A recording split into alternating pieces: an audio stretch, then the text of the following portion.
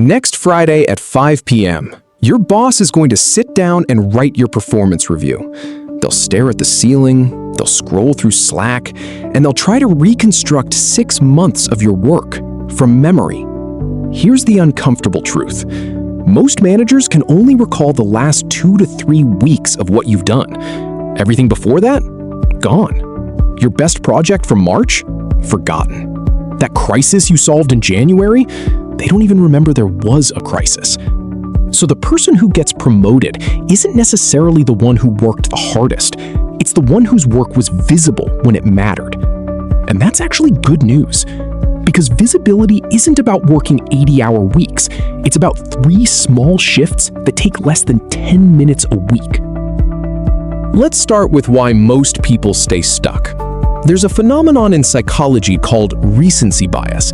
It means your brain prioritizes the most recent information and quietly discards everything else.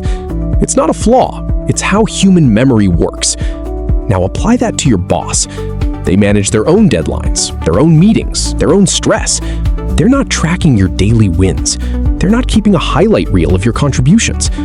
When December rolls around, they're reconstructing your year from whatever happens to be floating in their short-term memory. And here's what makes it worse.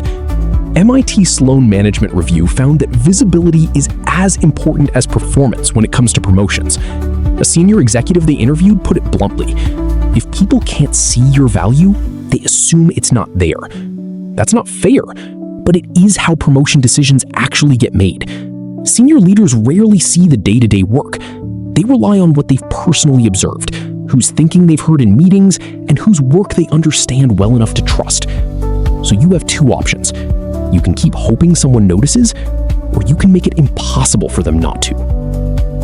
The first shift is the simplest, and it takes 5 minutes. Every Friday at 4 p.m., send your boss a short email. 3 bullet points. That's it. Not a novel, not a request for a meeting, just 3 things that happened this week that created value. Here's what it looks like. Subject line, quick Friday recap. Hi, quick summary of this week. Shipped the client onboarding redesign, estimated 20% faster setup. Caught a data error in the Q2 report before it went to finance. Unblocked the design team by resolving the API conflict. Have a good weekend. 3 bullets, no fluff. This isn't bragging. This is giving your manager the exact ammunition they need to advocate for you when your name comes up in a promotion conversation. Think about it. Your boss doesn't wake up thinking about how to make sure you get recognized. They're managing their own pressure. Career coaches call this the Friday wins format, and it does something else that's subtle but powerful. It fights recency bias. Instead of your boss remembering only the last 2 weeks, they're getting a continuous written record. When review time comes, there's a paper trail. There's a reason this matters more than you think. Research from Harvard Business School found that men rate their own performance 33% higher than equally performing women. Not because they perform better, they don't, but because they communicate their value more aggressively.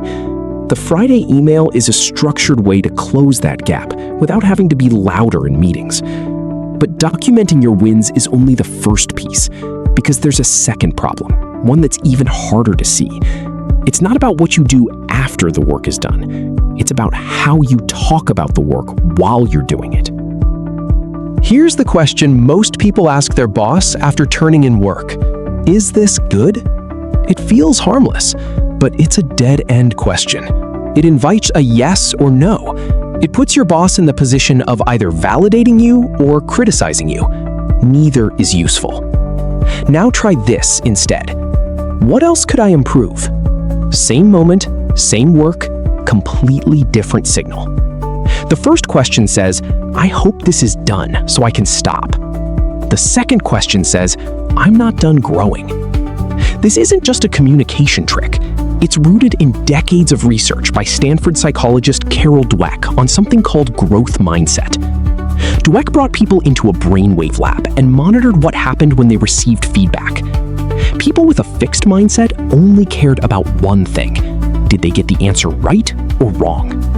Once they had that binary result, they tuned everything else out. People with a growth mindset stayed tuned in. They wanted to know what the right answer was. And when they were tested again later, they significantly outperformed the fixed mindset group. Here's where it gets interesting for your career. Dweck's research also found that managers with fixed mindsets get stuck on their first impression of you.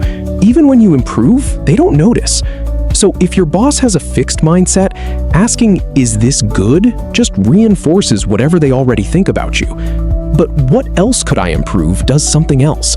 It forces your boss to think about your trajectory, not just your current output. It signals that you're the kind of person who grows.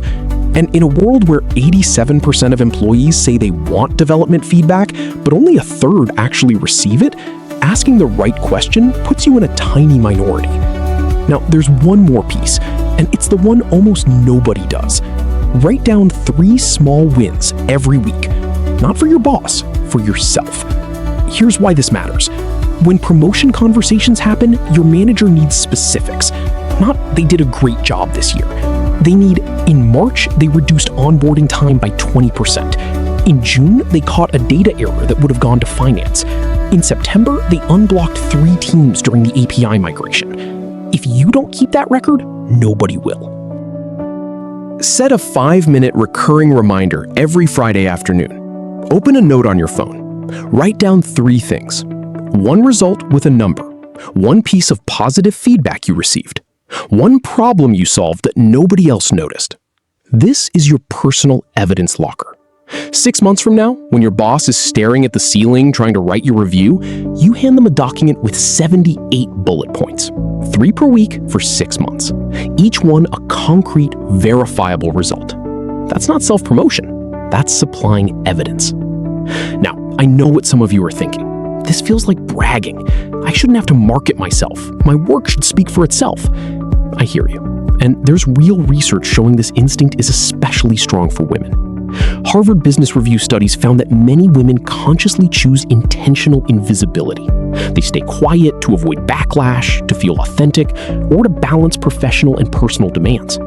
The consequence? They end up feeling well-liked but underappreciated. But here's the thing. Silence doesn't protect you. It just leaves a vacuum. And someone else, usually the loudest person in the room, will fill that vacuum with their own narrative. The Friday email isn't about being loud. It's about being precise. 3 bullets, no fluff. And what else could I improve isn't self-deprecation. It's the opposite. It's the question that people with the most confidence ask because they're not afraid of the answer. So, let's put it all together. Getting promoted isn't about grinding 80-hour weeks. It isn't about being the loudest person in the room. And it isn't about hoping someone finally notices your hard work. It's about 3 things. 1, document your wins. 3 per week, 5 minutes. 2, send the Friday email. 3 bullet points every Friday at 4 p.m. Fight recency bias before it fights you.